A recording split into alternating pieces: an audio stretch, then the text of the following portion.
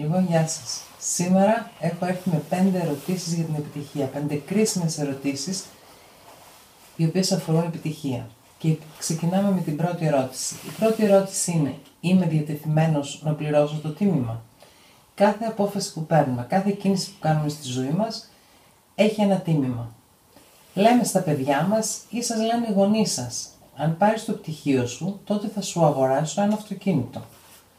Ή αν με αφήσεις ήσυχη για μισή ώρα, θα σε πάω βόλτα στο πάρκο. Ένας φοιτητής ο οποίος αποφασίζει να σπουδάσει ιατρική, πληρώνει ένα τίμημα, το διάβασμα. Έτσι είναι και στην επιχείρηση αυτή. Μικρό ή μεγάλο, υπάρχει τίμημα. Και μην φανταστείτε βέβαια ότι πρέπει να θυσιάσετε όπως ο Αγαμέμνονας θυσίασε την Ιφηγένεια για να ξεκινήσει η εκστρατεία, ή ο Αβραάμ έπρεπε να θυσιάσει τον Ισάκ για να αποδείξει την πίστη του. Σαφώς όλοι ξεκινήσαμε για να βγάλουμε πολλά χρήματα και για να φτάσουμε στην τελευταία βαθμίδα. Αλλά πρώτα πρέπει να αποφασίσουμε αν είμαστε διατεθειμένοι να πληρώσουμε το τίμημα για να πάμε στην πρώτη βαθμίδα και μετά θα αποφασίσουμε το ίδιο για να πάμε παραπέρα. Γιατί? Γιατί σε κάθε επίπεδο χρειαζόμαστε μερικές αλλαγές για να πάμε παραπάνω. Και μάλλον η αλλαγή είναι το τίμημα που πρέπει να πληρώσουμε. Βέβαια, το ίδιο ισχύει και σε μια παραδοσιακή επιχείρηση. Οποιουσδήποτε έχει αποφασίσει να στήσει κάτι δικό του, γυρνάει τη ζωή του ανάποδα προκειμένου να πετύχει. Θυσιάζει την οικογένειά του, θυσιάζει τον χρόνο του, συχνά και θυσιάζει την υγεία του, προκειμένου να δημιουργήσει μια επικερδή επιχείρηση. Στη δική μας περίπτωση πρέπει να αλλάξουμε λίγο την καθημερινότητά μας, να αναπροσδιορίσουμε τις προτεραιότητές μας και να ενταχθούμε σε μια ομάδα. Τι εννοώ? Μπορεί εγώ να θέλω να γυρίσω σπίτι μου και να καθίσω να δω 25 ώρες το 24ωρο μια τηλεόραση. Το σίγουρο είναι ότι έτσι δεν θα βγάλω ποτέ μου χρήματα και δεν θα πάω πουθενά. Θα βλέπω γκλάμουρ ιστορίες άλλων, αλλά η δική μου ζωή θα είναι μέσα στη μιζέρια. Και τώρα θυμήθηκα μια ιστορία, την οποία κάθε φορά που τη θυμάμαι γελάω. Έχουμε πάει στο Βόλο, στην πανσιόν που έμενε ο Άρης, για να δούμε τον νοικοκυρά του. Στο σαλόνι της πανσιόν λοιπόν κάθεται ένας νεαρός με κάτι άχαρες μπιτζάμες και ένα φλις από πάνω και παρακολουθεί κάτι με μεγάλη προσήλωση στην τηλεόραση. Πιάσαμε κουβέντα, του λέμε: τι παρακολουθείς με τόσο ενδιαφέρον? Λέει: παρακολουθώ την εκπαίδευση των κομμάντος. Θα ήθελα, λέει, πάρα πολύ να είμαι κομμάντος. Συζητώντας μαζί του, ανακαλύψαμε ότι ήταν φοιτητής στο Βόλο. Του λέμε: γιατί δεν έχεις πάει στο σχολείο σου σήμερα? Μπα, βρέχει έξω, δεν έχω και ομπρέλα, κάνει και κρύο, γιατί είναι άλλο το τι θέλουμε και άλλο το τι κάνουμε. Κάποιος μπορεί να πει ότι εγώ κάθε βράδυ θέλω να βλέπω τους φίλους μου, να πίνω τα ουίσκια μου, να πίνω τη τσιπουρά μου. Οκ, αλλά θυμίσου αυτό που θα σου πω σήμερα: όταν οι φίλοι σου θα αποφασίσουν να φτιάξουν τη ζωή τους, δεν θα έχουν πρόβλημα να σε αδειάσουν σαν αποτυχημένο. Θα υπάρχουν ώρες που θα είμαι με τους φίλους μου και ώρες που θα κάνω πράγματα για την επιχείρησή μου. Και η επιχείρησή μου είναι η προτεραιότητά μου, διότι η προτεραιότητά μου πρέπει να είναι η ζωή μου και το όνειρό μου. Όλα τα υπόλοιπα έπονται. Πριν πολλά χρόνια, ένας συνεργάτης λέει: κάθε φορά που λέω να βάλω δράση, κάτι γίνεται και με αποσυντονίζει. Τι εννοούσε? Ξεκόλλησαν τα πλακάκια του σαλονιού του. Αυτό του έφαγε 6 μήνες. Και άλλους 3 μήνες χρειάστηκε για να βάψει το σπίτι του, το οποίο σπίτι του σημειωτέτων 80 τετραγωνικά. Αυτό εμένα μου θυμίζει ότι όποιος δεν θέλει να ζυμώσει 10 μέρες κοσκινίζει. Κάποιος μπορεί να πει ότι εγώ δεν θέλω να μιλάω σε κόσμο, ρε παιδί μου, δεν μου αρέσει ο κόσμος. Πολύ ωραία. Πήγαινε τότε, πάρε και στήσει ένα τσαρδάκι στη μέση της Σαχάρας και έλα πες μου να θα είσαι ευτυχισμένος. Απλά είναι κάτι που πρέπει να αλλάξεις. Οι άνθρωποι στη ζωή μας είναι ευλογία. Ιδάλλως ο Θεός θα έκανε έναν άνθρωπο στην Ελλάδα, έναν άνθρωπο στην Ανταρκτική, έναν άλλον άνθρωπο στη Νέα Ζηλανδία.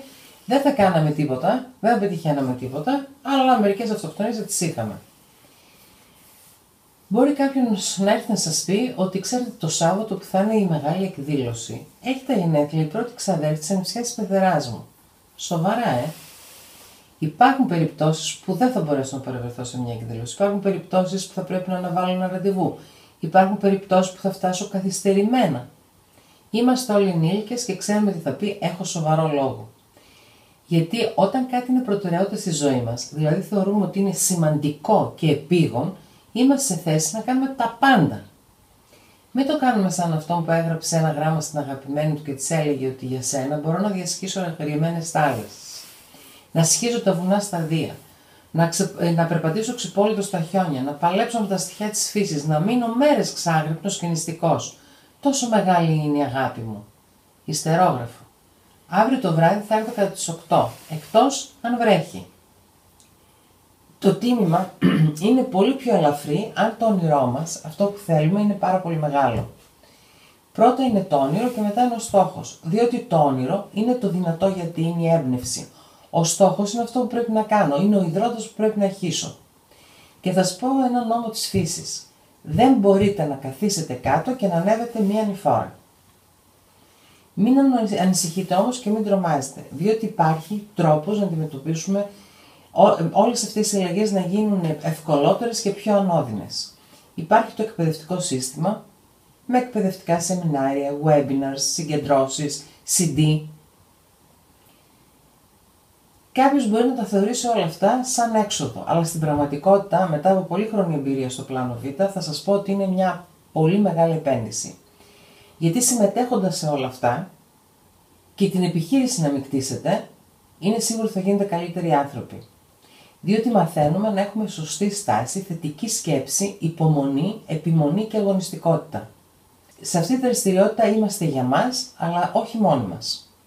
Η δεύτερη ερώτηση είναι: έχω ενθουσιασμό για τις προκλήσεις? Και τώρα θα μου πείτε, σιγά μην έχω ενθουσιασμό και για τις προκλήσεις. Οκ, προκλήσεις θα συναντήσουμε πάρα πολλές. Αλλά τι λέμε? Περνάμε πρόκληση. Περνάω ένα πρόβλημα. Περνάω. Δεν μένω μέσα. Και οι προκλήσεις είναι αυτές που θα μας κάνουν πιο δυνατούς και πιο ταπεινούς. Αν στη ζωή μας έρχονταν όλα εύκολα, θα είχε ο κόσμος γεμίσει αλαζονικούς και άκαρδους ανθρώπους.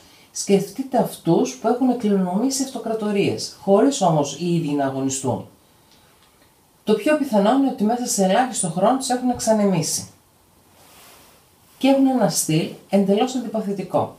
Φέρτε τώρα στο μυαλό σας κάποιον ο οποίος πάλεψε για να δημιουργήσει και θα καταλάβετε τι λέω, ποια είναι η διαφορά.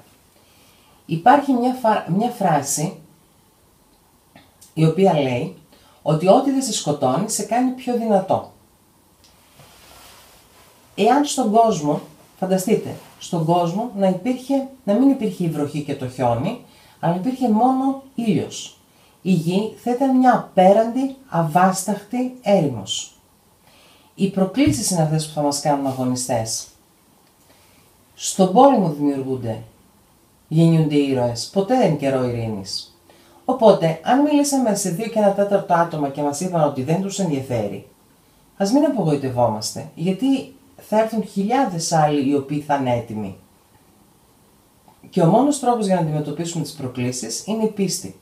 Η πίστη σε αυτό που κάνουμε. Η αμφιβολία βλέπει εμπόδια, η πίστη βλέπει το δρόμο. Η αμφιβολία βλέπει την πιο σκοτεινή βραδιά, η πίστη βλέπει την ημέρα. Η αμφιβολία τολμά να κάνει ένα βήμα, η πίστη πετάει ψηλά. Η αμφιβολία ρωτάει, ποιος πιστεύει? Η πίστη απαντά, εγώ.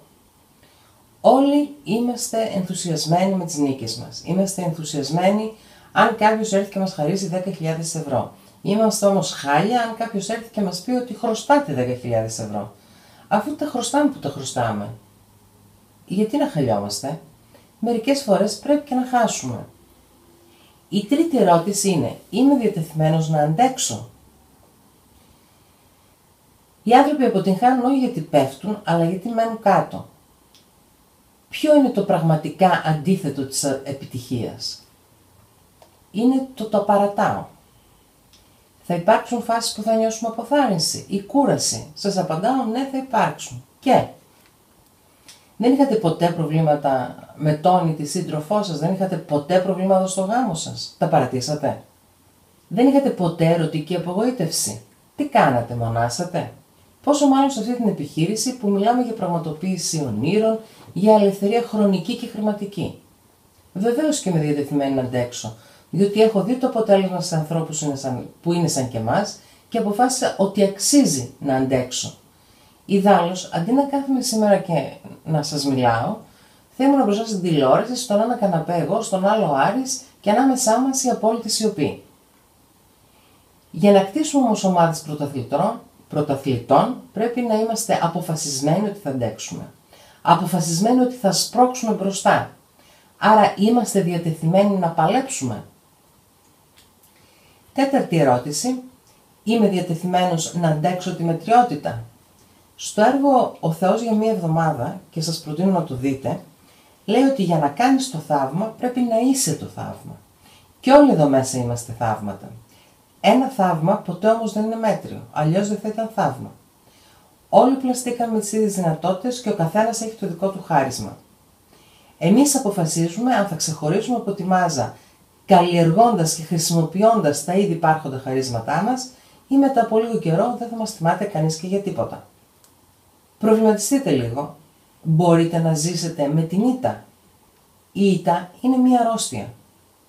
Δεν σας ρώτησα αν μπορείτε να ζήσετε με το να κερδίζετε. Σας ρώτησα αν μπορείτε να ζήσετε με την ήττα.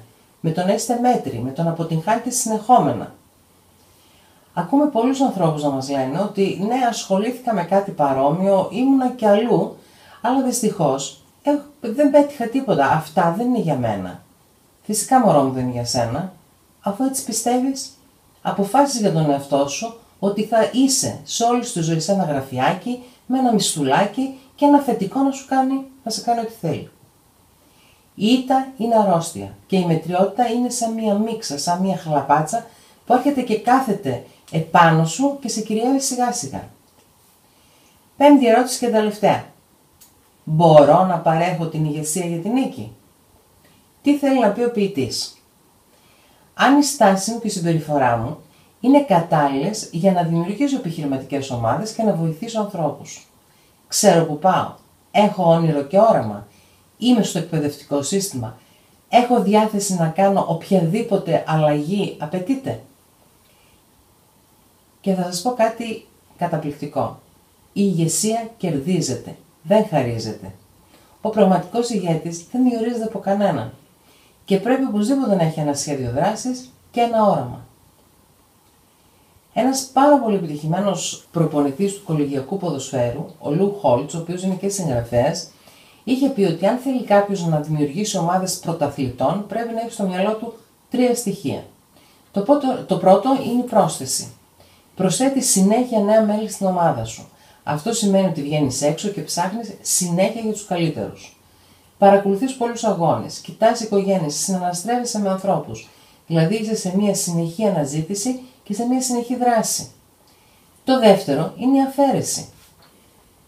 Υπάρχουν φορές που κάποιοι θα φύγουν από την ομάδα ή κάποιους θα τους αφήσεις να φύγουν γιατί βλέπεις ότι δεν κουνιούνται με τίποτα. Δύσκολο αλλά απαραίτητο.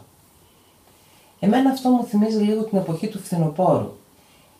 Πρέπει να φύγουν τα ξεραμένα, αφυδατωμένα κίτρινα φύλλα για να βγουν τα καινούρια, τα υγιή και τα χρήσιμα. Το τρίτο είναι η βελτίωση. Είναι να βελτίωσεις τους παίκτες που έχεις. Είναι να βοηθήσεις ανθρώπους να ξεπεράσουν τις δικές τους φοβίες, τις αναστολές τους και να προχωρήσουν. Αλλά ποιους πρέπει να βοηθήσεις? Αυτούς που θέλουν. Διότι υπάρχουν πολλοί, στα 18 χρόνια που είμαστε στο πλάνο Β, έχουμε συναντήσει πάρα πολλούς ανθρώπους που είναι απίθανα ταλαντούχοι, χαρισματικοί και θα μπορούσαν να κάνουν πάρα πολλά. Αλλά κάνουν πολύ λίγα. Και συναντήσαμε ανθρώπους που δεν ήταν τόσο πολλοί, δεν είχαν τόσο πολύ ταλέντο, αλλά έκαναν πάρα πολλά. Και ξέρετε γιατί? Γιατί δεν μπορεί κανείς να μετρήσει την επιθυμία του άλλου.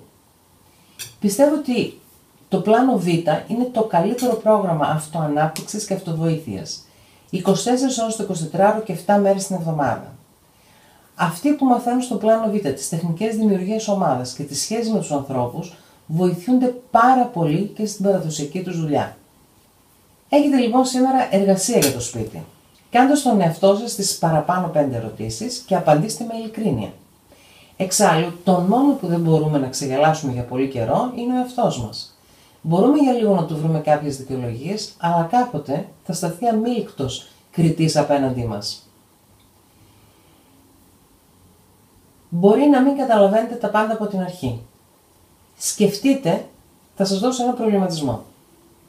Σκεφτείτε ότι κάπου στην Ελλάδα υπάρχουν κάποιες άσπρες αγελάδες που τρώνε πράσινο χορτάρι, παράγουν άσπρο γάλα και κίτρινο βούτυρο Και σε κάποιες άλλες περιοχές της Ελλάδας υπάρχουν καφέ αγελάδες, οι οποίες επίσης τρώνε πράσινο χορτάρι, παράγουν άσπρο γάλα και κίτρινο βούτυρο.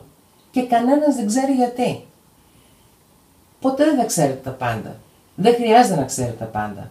Αυτό όμως που πρέπει να θυμάστε πάντα είναι ότι κινητοποιούμαστε από τις ανάγκες μας και ποτέ, μα ποτέ δεν αποθαρρυνόμαστε από τους φόβους μας. Καλή σας νύχτα.